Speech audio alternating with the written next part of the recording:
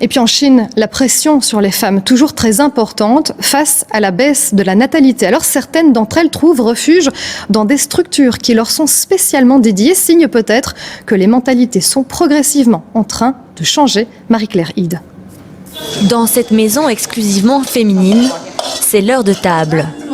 Au menu du jour, des petits pains farcis à la vapeur, un plat typiquement chinois. Loin de la ville et des pressions sociétales, ces inconnus se recueillent ici pour échanger librement en toute bienveillance. Au programme du séjour, nature et détente. Si je vais dans un environnement que je ne connais pas, si c'est entièrement féminin, je me sens plus en sécurité.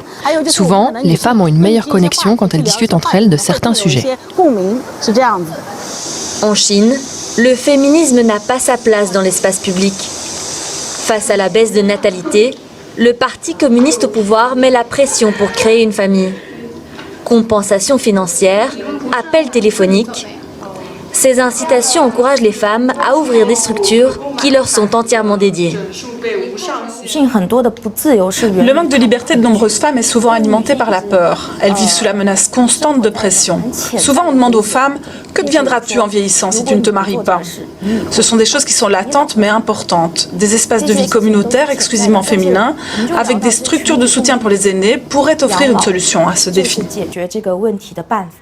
Le prix d'une nuit en centre féminin équivaut à environ 3,60 €. Ces maisons servent donc de refuge pour toutes les Chinoises qui souhaitent vivre autrement.